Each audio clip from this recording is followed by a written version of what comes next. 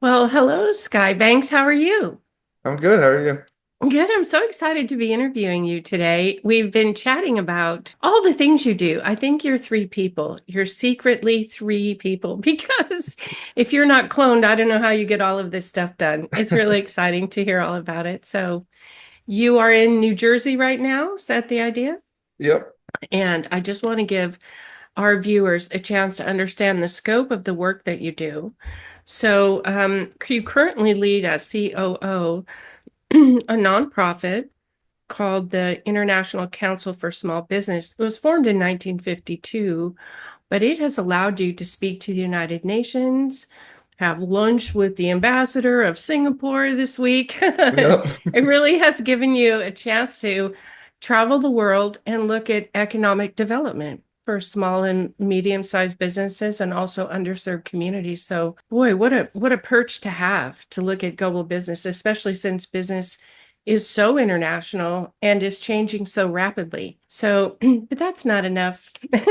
When you got your MBA, freshly minted, the ink's still wet, you started a business with your family. You guys won an opportunity to open a cannabis dispensary in New Jersey. So, what do we call that? Is it Primo? Yeah, primo. Yeah, very good. And that was a year ago. Yep. And in a year, you guys have become one of the top 10 dispensaries in New Jersey. So I think you learned a thing or two in the MBA program. For sure. Yeah. So if a global perspective and visiting different countries and talking with political leaders about economic development, particularly in the entrepreneur space, wasn't enough, you got a brick and mortar building and you built a retail business that, blew up pretty fast just after 1 year. Yeah, no, I've been lucky. Well, it's hard work, I'm sure. I can hear the bell on the door. You have a customer, you have a customer. You know what I Yeah. mean? Retail is not easy. But congratulations, you and your family, your employees doing so well. You also work as a business growth strategist, and that's your primary focus now, right? Yeah, so a little bit of everything. I think I take that role in all the hats I wear. Mhm. Because I'm the young guy, but it brings creative ideas and a lot of it is, integrating all the technology and changes that we were seeing in the global economy, and putting that, towards small businesses in any industry. You remind me a little bit of Alex Hormozy. Do you know who he is? No, I don't. Yeah, he built an empire starting with gyms, Oh, gyms. workout places. Yeah. Yeah. And he did it so well, he started to teach other people how to do it. So you work with a brick and mortar business and did it so well, you teach other people how to do it. Yeah, And so, the trainer mindset. And funny enough, my father owned a gym before he got into the cannabis industry. So maybe that's where I learned a lot of being patient with clients and working with, businesses and the fundamentals, always starting with the fundamentals. very good. Well, as people work with you, you certainly can help them with brick and mortar, but really any service business, you can also develop growth strategies with. And as I hear you describe the kind of advice you give to your growth strategy clients, you know an entrepreneur when you hear one because you don't want to spend a lot of money on marketing. You don't want to invest in things that don't work. You don't buy something because it's the new thing. You want to do what works and then do more of it. So you have a very grounded way to look at business growth. Oh, thank you.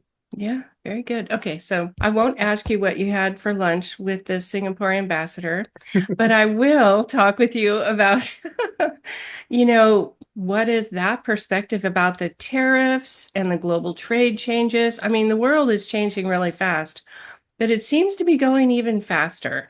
So, do you have any reflections for the people in our audience about, how do you navigate not just global trade, but in a time of great change? Yeah, I think for me and my insights, I was in DC last week, as you mentioned, with the ambassador of Singapore to the US. And we brought together a lot of this big, thinkers, NGO leaders, different people in research, to talk about what's happening in the world and how can, countries like Singapore rise to the occasion to help facilitate and help support small business owners or researchers.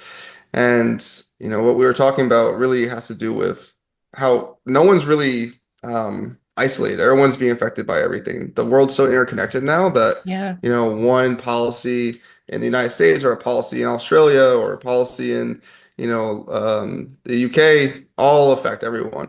And we're really seeing it with the tariffs and supply chain issues, but it leads to creative thinkers. I've seen, some friends in my network, talk about how they're getting creative, looking at other exporters or looking at starting, getting supplies from different countries and building their own brick and mortar, manufacturing in their, hometown. And so it's creating, I would say, in the world of chaos, there's always time for, or I guess times of chaos spark innovation. And if you don't innovate, a lot of times people fail because those that did are slow to change, Hmm. kind of, X themselves out. So I always say be open to change because if you're like, hey, I'm just going to sit on the wave and just, not try to surf, you have to surf. You have to be able to catch the wave because the momentum of the wave is going to bring you somewhere really cool, and to think differently. And so I always encourage my clients and people I talk to, hey, let's think about the problem differently. Let's think about other solutions because it's not just one box. And Hmm. I've been really privileged to be able to travel to different places to see those perspectives of other countries where they don't have as many resources as the United States, or they don't have the entrepreneurial ecosystem that's built up in a lot of these cities across, North America. Hmm. And they really have to like think about differently of what they can do with what they have. And I think that leads to some really cool creative solutions. You have mentored some, startup environments at Yale. And so you have dipped a toe also in the, actual leading edge of the startup environment, people that are coming out of college. Um, People are talking about how do I vertically integrate my manufacturing? You mentioned that. Somebody was asking, well, are Teslas really American made? And for the 26,000 pieces in a car, whatever it is, Yeah. I guess if you're getting 20,000 of them from the US, it's an American made car, right? Every washer doesn't necessarily have to be manufactured here, but I have to think that there should be economic development opportunities to reshore or onshore manufacturing that's offshore now. And so you could probably help people, as you say, create an opportunity. What if we, made the bike here?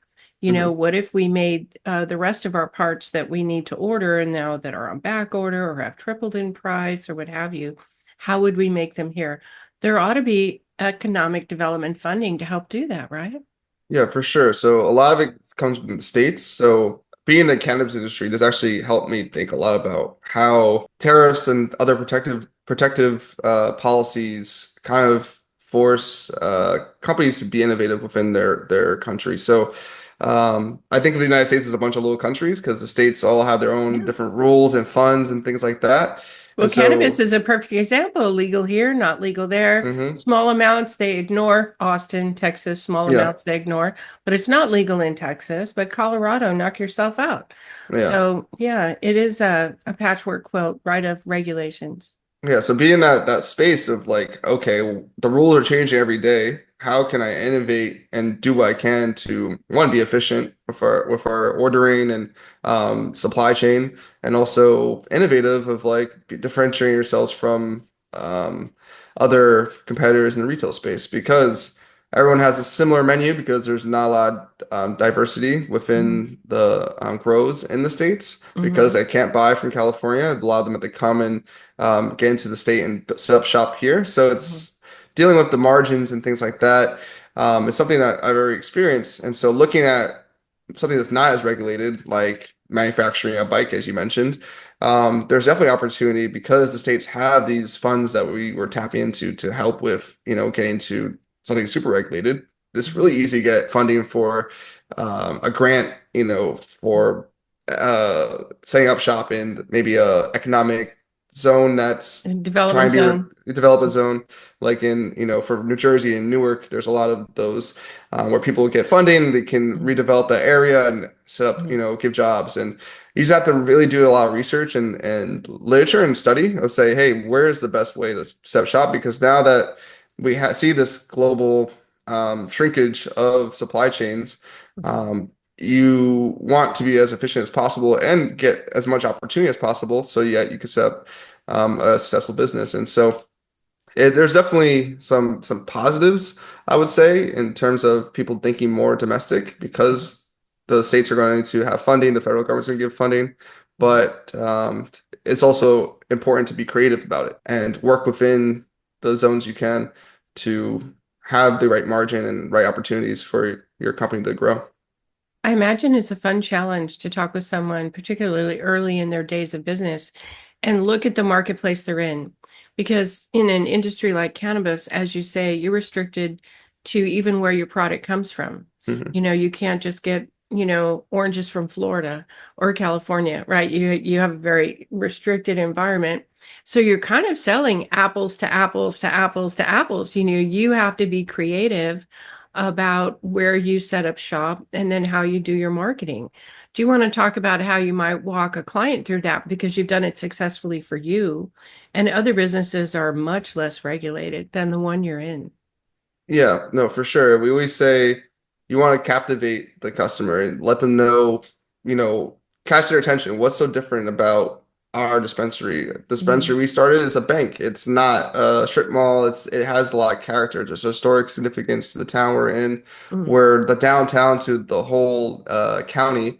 And Nice. so people come and not just for cannabis, but to go to, the waterfront, Mhm. to have a good time with all the restaurants and just having a higher feel and being differentiated. So, Mhm. it's captivate, I always say, to fascinate. So when they come in, they're like, wow, like you guys did this? Like what, like how's this, a dispensary? It doesn't feel like it feels like an Apple store. And then to Mhm. educate.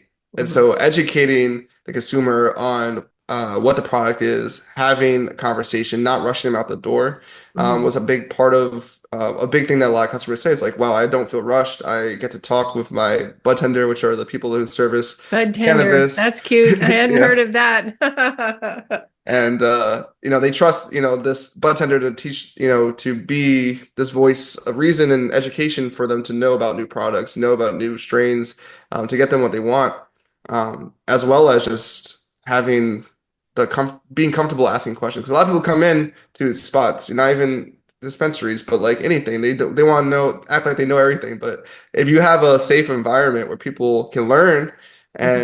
and expand their knowledge on a certain product or service you're providing, Mhm. then they're comfortable and they'll keep coming back. And so that's kind of the three pieces of how we've been able to stay on top of the other dispensaries is saying, okay, are we providing all these three components effectively every time someone comes in the door?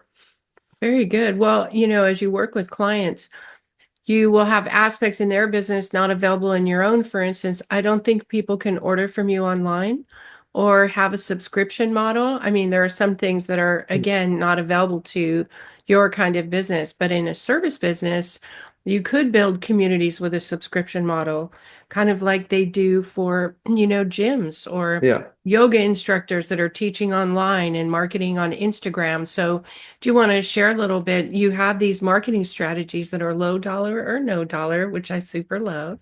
And so, how would you work with someone who's not in the cannabis industry and explore, what are their competitors? What are their margins? What are their opportunities to grow their business? Yeah, for sure. There's a lot of value in, again, doing your research. I always say start out. As I went to school, I did a lot of case studies, trying to look at everything. And in the moment, you're like, oh, this is boring. Why I need to like read about this old company that did this? But there's a reason to all of this is because you need to make intelligent and informed decisions. It's similar, if you look at what the military does, and I did like Navy ROTC in high school, so like Oh. I had all this like training of like, okay, this is how we did strategic naval command stuff. Now I'm going to apply that to business because Mhm. it's all and again, it's like a competition. It's you're working against your market. You want to see where your fit is, your niche, Hmm. And so it's looking at strategies like position market dominance. So I want to see how I can differentiate myself to the best of my ability and stand out across the competition. And so if I have something I'm really good at, maybe I'm not, um, if I'm in, the plumbing industry, maybe instead of doing what everyone else does versus, hey, call me if you need servicing, let's do a Hmm. subscription like you mentioned where we can have me come and do maintenance or look and see, make sure Do everything's running service, correctly. change filters, Yeah, replace things. Yeah.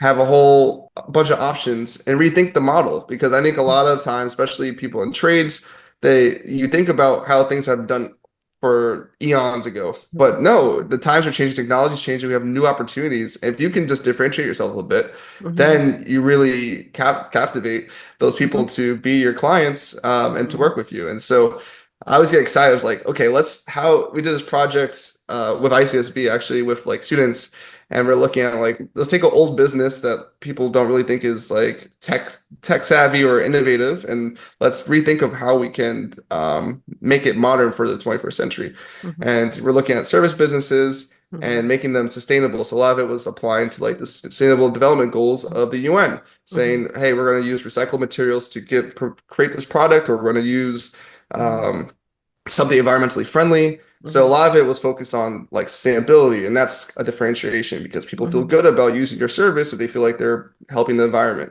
Hmm. Or, again, changing the way you look at things with subscriptions or um, added services that you wouldn't expect from a regular plumber or HVAC Hmm. technician Hmm. that really adds to the breadth of stuff and having like the biggest thing I always see is like their websites are so outdated. I'm like, come on.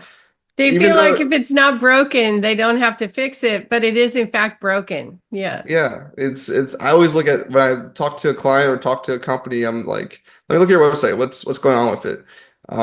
If it's just a splash page and there's nothing, really giving me your offer, what you do, Mhm. then there's an issue. And so a lot of times, a lot of companies really find a lot of value just changing their website a bit, having a squeeze page where it gives you the value proposition of what you are offering, gets the Mhm. information of the client, and you send them out, maybe a tutorial video that you shot of how to fix your sink Mhm. or something that they're looking for value in, and you provide it Right. to them, Give and them then news they can use and create value before they're even a customer. then they trust you. You build that trust, and it comes Mhm. back to that whole small community Mhm. values of, hey, Mhm. I trust this person because they helped me out with this thing, and now I'm gonna go back to them because Mhm. I'm confident that they are delivering on what they can give me.